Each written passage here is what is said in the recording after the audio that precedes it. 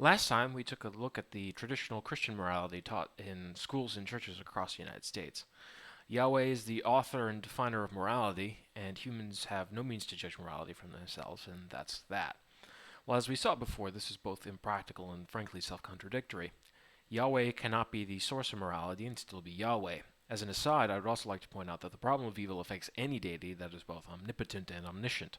It doesn't matter if it's Yahweh, Buddha, Krishna, Joseph Smith, Xenu, or whatever.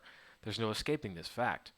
The existence of evil frankly invalidates the existence of an omnipotent, all-loving God. So if we are left with this conclusion, where does morality come from?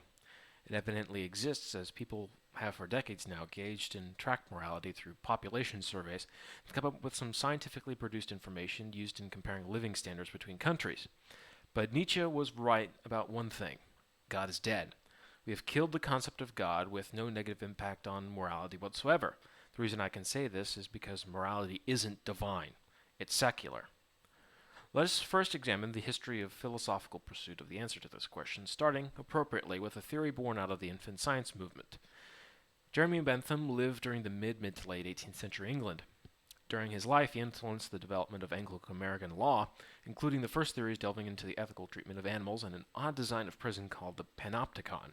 The theory behind this invention was to design a prison which allowed jailers to see their prisoners at all times, to convey what another architect at the time called the sentiment of an invisible omniscience. Even more famous than his panopticon, which coincidentally never took on, or his work on animal rights, was his work on developing and publishing his thoughts on the principle of utility. Essentially, his theory states that all morality is an effort to promote aggregate utility.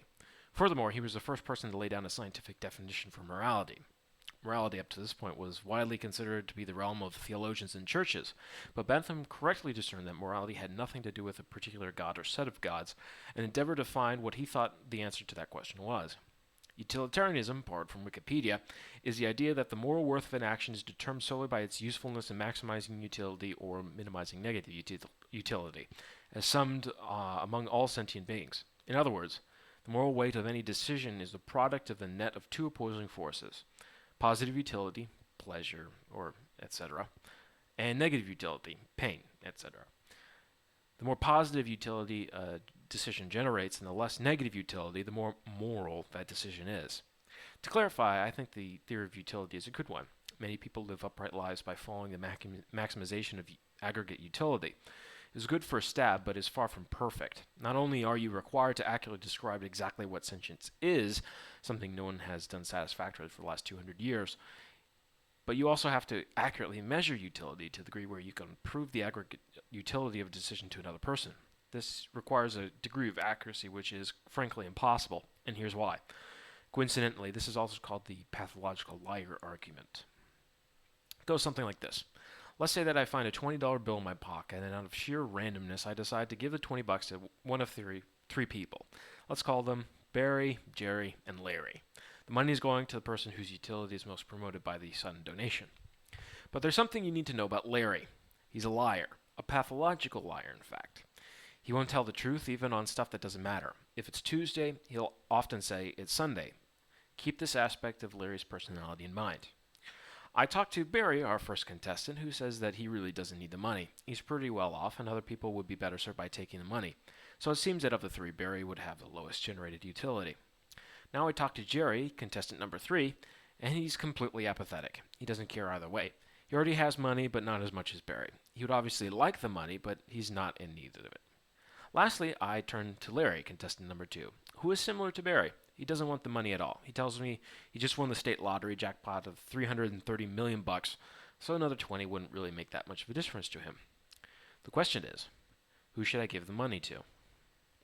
Following the strict interpretation of the principle of utility, I should give the money to Jerry. After all, even though he's apathetic, Jerry's utility is greater than the negative utility generated by giving the money to Barry or Larry. But remember, Larry is a liar. He could hate the concept of money, making his generated utility far lower than Barry's. He could have been lying about the whole lottery thing and could be in desperate need of some extra cash. But the only thing we have to go on is his words. This is the fundamental shortcoming of utilitarianism. The only way we have to measure utility is the communicated thoughts of other people. For all the scientific language used by Bentham and Mills, there's no way to accurately measure utility with any degree of certainty. With Bentham out of the way, let us now turn to Kant, who generated by far one of the best modern theories of where humans get their morality from. He generated what was later known as the categorical imperative. Taken from the Wikipedia page devoted to the subject, the imperative is: act only according to that maxim whereby you can at the same time will that it should become a universal law. Essentially, moral dictates are only valid if they can be accessibly applied to all humans, that is, without any internal inconsistencies. Now, a little aside on Kant, just because I find him that interesting.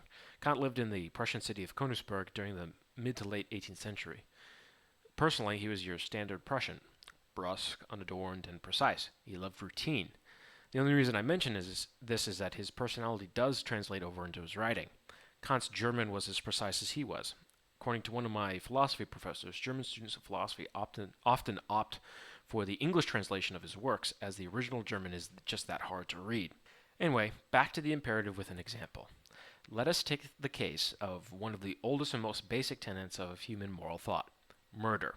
Generally speaking, the killing of another human being is frowned upon in any society you come across. I say generally because, of course, there are exceptions to this rule, but I think it fair to say that in at least the majority of world cultures, and indeed the entirety of Western cultures, murder is strictly prohibited.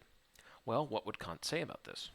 Following his imperative, he would analyze this in his classically Prussian manner by essentially conducting a thought experiment. So, taking the matter of murder up, let us examine whether we can, using the categorical imperative, declare murder immoral. Well, the largest contradiction has to do with population dynamics. Let's say that murder suddenly becomes permissible and that there is a constant percentage of the population, say 1%, that if no longer morally constrained would immediately go out and murder people for whatever reason.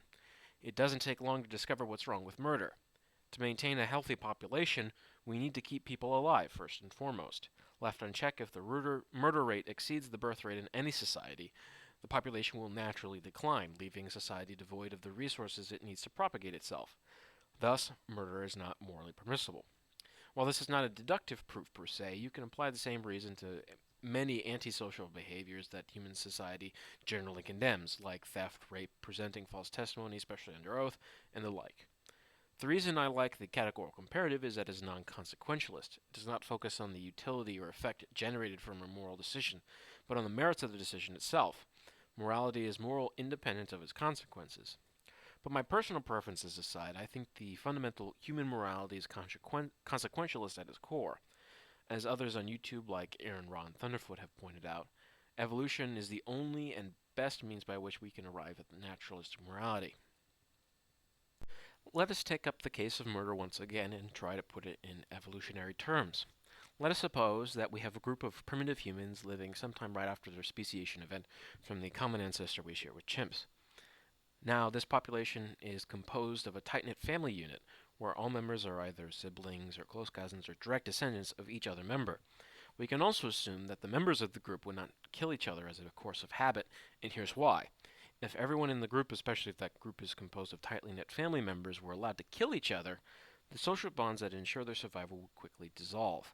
Altruism, the bond of trust that binds individuals to form a collective, would quickly dissipate. The group would be less likely to survive and reproduce, so their offspring would inherit this propensity to avoid murder. It would be eventually, over the course of generations, weeded out of the entire human population. A Christian would have a hard time explaining away their behavior. God has not spoken to them to reveal his divine demands. Moses has yet to deliver his 10 Commandments on Mount Sinai, so they should be killing each other as fast as they can pick up rocks to do so. But they don't. Morality is secular. It is demonstrably so, as we have tried to demonstrate in this series. So to all the Christians out there, stop pretending that you are the only ones who can be moral. You're not. There are viable explanations for morality, far better than your primitive punishment justice picked up from nomadic Middle Eastern tribesmen of the Iron Age. Read a book, take a class, maybe you'll learn something. Thanks for watching.